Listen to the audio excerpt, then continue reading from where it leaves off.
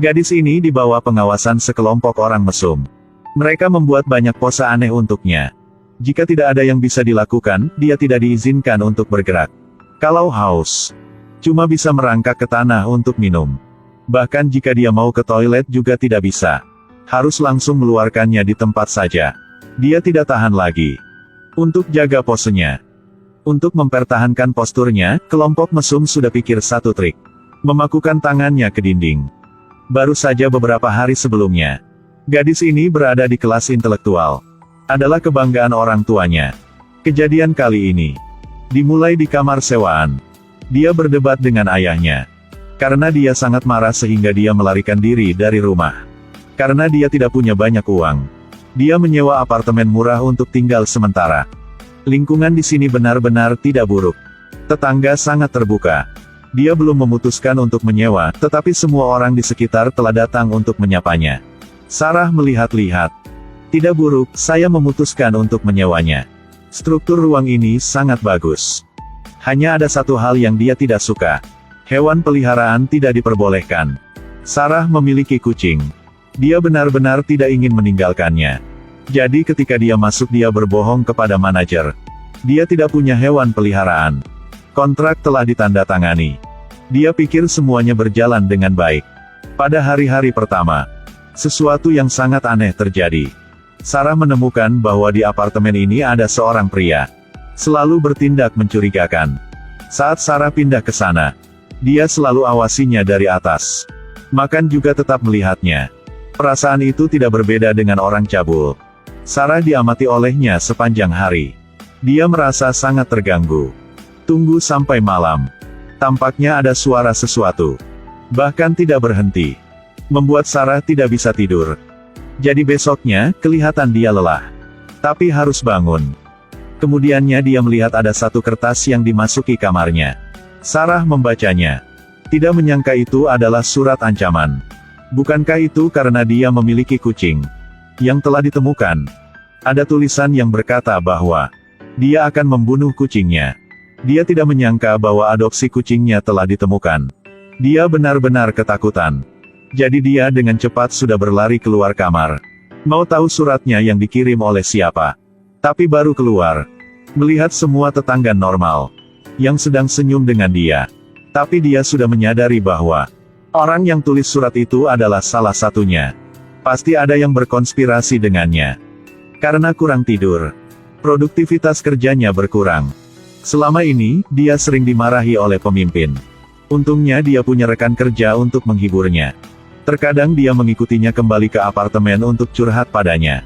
Jadi suasana hatinya menjadi sedikit lebih baik. Namun, rekan kerja bernama Lisa ini juga memiliki hidupnya sendiri. Jadi dia tidak bisa berada di sisinya sepanjang waktu. Dia baru saja pergi. Sarah merasa tidak nyaman lagi. Tetapi untungnya hari ini tidak ada yang terjadi. Bahkan suara yang aneh itu tidak muncul lagi. Akhirnya dia bisa tidur enak. Tapi sampai tengah malam, Sarah tiba-tiba bangun. Dia mencium sesuatu. Lalu Sarah mengikutinya ke dapur. Kemudian dia membuka oven. Menemukan bahwa kucingnya telah dipanggang matang. Tengah malam melihatnya, dia dengan penuh ketakutan. Tiba-tiba sesosok muncul di belakangnya. Sarah diikat oleh seorang.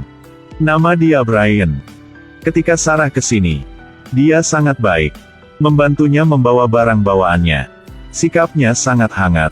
Reaksi pertamanya adalah terkejut. Dia mengeluarkan jarum dari koper. Dan satu botol obat yang tidak tahu namanya. Sarah menyadari bahwa ini tidak sederhana. Dia berteriak minta tolong. Tapi tidak ada yang dengarnya. Satu-satunya cara adalah melarikan diri ketika dia tidak memperhatikan. Tapi dia diikat begitu erat. Sehingga dalam sekejap Sarah mematahkan kursinya. Berhasil berlari keluar. Dia baru saja keluar sudah bertemu dengan seorang tetangga. Akhirnya dia diselamatkan. Tapi tiba-tiba, dia memeluknya erat-erat untuk mencegahnya bergerak. Apakah keduanya adalah kaki tangan? Brian mendekati dengan sebuah stimulator listrik. Setelahnya Sarah sudah koma. Ada banyak orang berkumpul.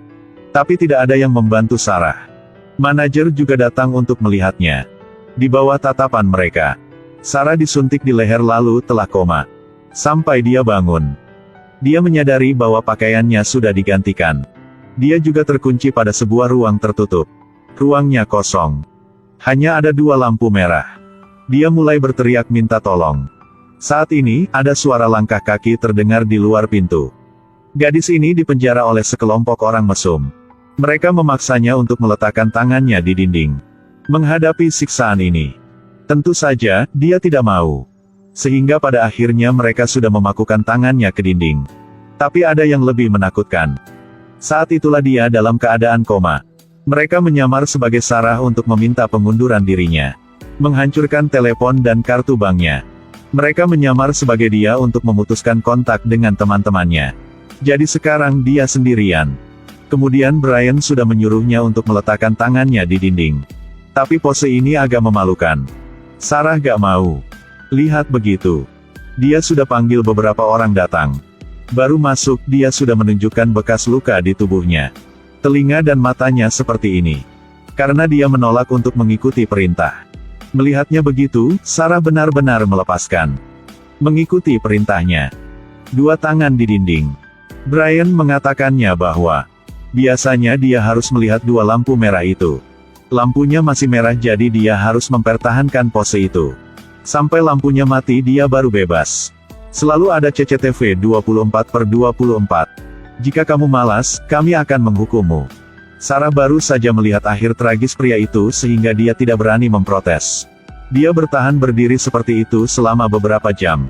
Lampu akhirnya sudah dimatikan. Sekarang dia bisa dibaringkan untuk beristirahat sebentar. Tapi saat ini, pintu terbuka. Ada seseorang membawa secangkir air dan pispot masuk. Namun, cangkir air dipasang di pispot. Jika dia mau minum harus minum dengan cara begitu. Untuk merusak tindakan pencegahan Sarah. Mereka mengirim seorang wanita tua ke sana. Baru masuk, dia sudah mencuci otak Sarah. Katanya latihan ini untuk menguji kemauannya. Baik untukmu. Dia bahkan mengatakan, aku sudah setua ini, tapi aku masih bisa melakukannya. Pasti menjadi biasa untukmu. Tampaknya Sarah harus tinggal di sini bukan 1 atau 2 hari. Mendengar begitu, sudah menggerakkannya. Beberapa hari kemudian, ruangan itu telah berhenti mengeluarkan suara. Sarah diambang kehancuran. Dia akhirnya tidak bisa tahan lagi. Lampunya belum mati. Tapi dia sudah jatuh. Manajer dan Brian sudah datang. Kamu tidak ikuti ya? Brian membuka kotaknya. Lalu ambil 1 paku darinya. Apakah kamu tidak tahan? Biarkan aku membantumu. Tanpa menunggu balasan Sarah. Dia sudah memakukan tangannya ke dinding. Jika dia menolak sedikit pun, manajer akan mencabut pistolnya. Jika tak ingin mati, harus patuh berdiri di sana. Dengan demikian, kedua tangannya dipaku ke dinding. Kali ini benar-benar tak bisa bergerak lagi. Penyiksaan fisik dan mental dalam jangka panjang menyebabkan Sarah melahirkan halusinasi. Dalam waktu kurang dari 2 hari dia melepaskan tangannya dari dinding. Kemudian jatuh ke tanah dalam keadaan koma. Setelah bangun, dia duduk di sudut. 2 matanya kosong. Akhirnya secara aktif meletakkan tangannya di dinding. Dia telah dijinakkan. Lihat adegan ini. Manajer dan Brian masuk kamar. Mereka panggil Sarah. Selamat kamu. Kamu telah lulus ujian pertama. Bisa ke babak selanjutnya. Mereka lagi kunci dia di kamar. Biarkan dia menghafal semua info di buku ini. Ada juga tes berkala. Babak selanjutnya selalu lebih sulit dari babak sebelumnya. Sarah tak mau disiksa lagi. Jadi dia baca buku sangat serius. Semuanya telah dihafal dan dibaca secara lancar. Karena dia telah hafal segala info yang berhubungan dengan apartemen. Selanjutnya dia harus kerja. Sarah dibagi pada tim pemantau. Bertugas mengawasi semua orang di apartemen. Sesuatu hari, dia melihat seorang nenek dengan penyakit jantung berulang melalui kamera. Jadi dia dengan cepat berlari untuk menyelamatkan nenek itu. Untung ketemu tepat waktu.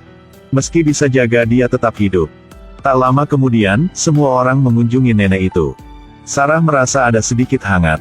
Tapi reaksi Brian sangat aneh. Dia mendekati nenek itu dan mengucapkan selamat tinggal. Sedangkan bilang semua orang akan kangenmu. Bilang nenek yakinlah untuk pergi. Sarah merasa ada masalah. Sedangkan tanya Brian apa itu setelah semua. Nenek ini sudah panjang umur. Tak bisa dedikasi. Kami tak mau merawat orang-orang yang menganggur. Oleh karena itu dia harus mati. Bukankah penyakit jantung berulang itu baik-baik saja? Sarah juga tercengang setelah mendengar ini. Dia benar-benar cuma mau menyelamatkan orang. Tapi lihat manajer berdiri di samping. Dia diam. Selanjutnya nenek itu duduk. Dan mengucapkan selamat tinggal kepada semua orang.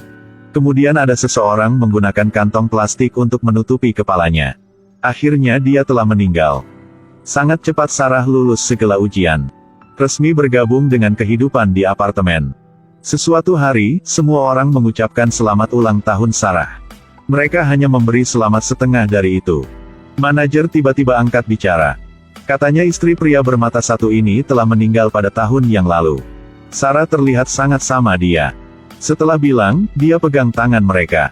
Juga tak usah tahu dia setuju atau tidak. Dia nyatakan kalian berdua sebagai suami istri. Sarah tercengang lagi. Begini saja sudah bilang menikah? Tapi sekarang dia juga tak berani melawan. Hanya bisa biarkan dia peluk. Bahkan dia juga bawa Sarah ke kamarnya. Bilang Sarah ke kamar tidur untuk ngomong. Lihat tampilannya. Kali ini Sarah benar-benar putus asa. Gadis ini dipaksa menikah dengan cabul bermata satu. Siang hari tapi dia ingin mempermalukannya. Untungnya ada orang masuk, jadi dia tak bisa melakukan apapun. Dia adalah manajer. Dia bawa Sarah ke ruang pemantauan. Sarah baru lihat saja udah tahu. Ayahnya datang ke sini untuk carinya. Meski tak tahu kenapa ayahnya bisa datang ke sini. Tapi Sarah tahu. Dirinya bisa diselamatkan. Brian khawatir Sarah akan ungkap rahasia ini. Jadi telah bersembunyi di kamar dia untuk awas. Ayahnya setelah ketemu anak langsung minta maaf. Minta dia bisa maafkannya. Sarah setelah mendengarkannya hatinya merasa melunak. Tapi ini bukan waktunya untuk membicarakan ini. Brian dengan pisau muncul di belakang ayahnya. Karena keamanan ayah. Sarah harus berpura-pura marah. Lalu mengatakan hal-hal yang keterlaluan. Bikin ayahnya marah dan pergi. Tapi ayahnya baru pergi.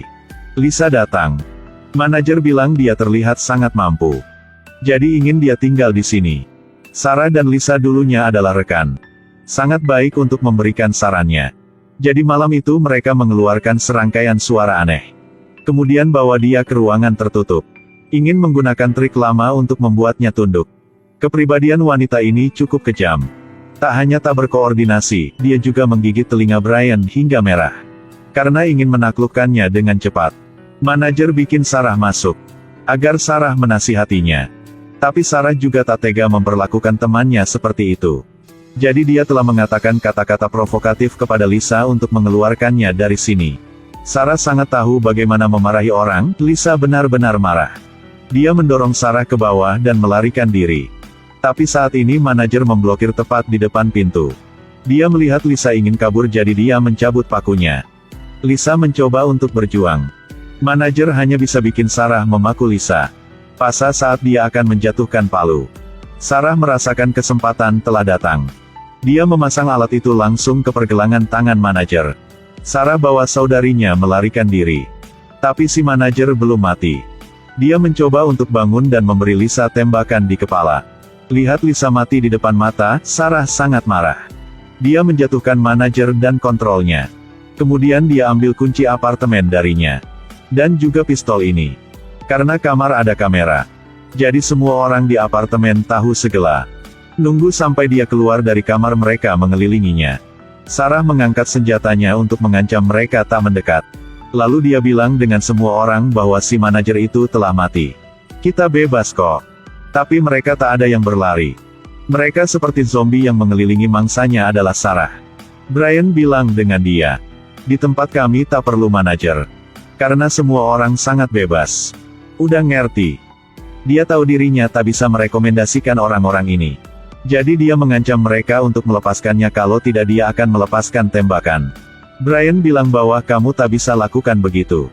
Hasilnya adalah detik selanjutnya. Ketika semua orang belum bisa bereaksi, dia berlari menuju pintu. Untung buka pintu.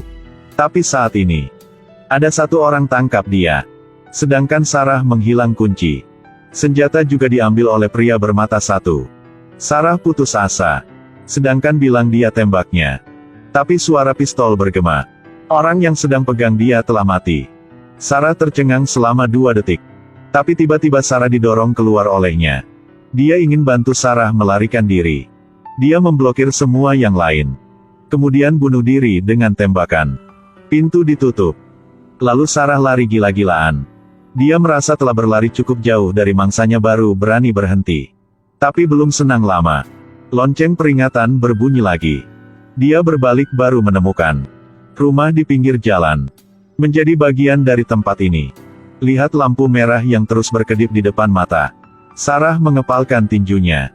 Berani berlari menuju ke depan. Film berakhir di sini. Ini film dengan isinya agak sulit ngerti. Mereka yang tinggal di apartemen yang ingin berdiri kerajaan pribadi. Tapi sebenarnya hanya untuk menyembunyikan jiwa kotor mereka. Apa yang mereka ambil bukanlah kehidupan. Tapi adalah harapan dan bebas. Mereka berharap dapat mengasimilasi semua orang. Bahkan pikir itulah hal yang harus dilakukan. Ini membuktikan bahwa yang paling menakutkan adalah hati manusia.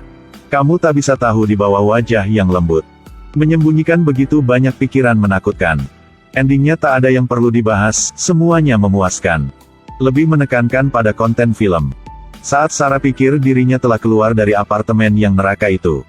Dia menemukan bahwa itu hanya mulai. Tidak tahu di mana jalan keluarnya. 我是路易，咱们下期再见，拜拜。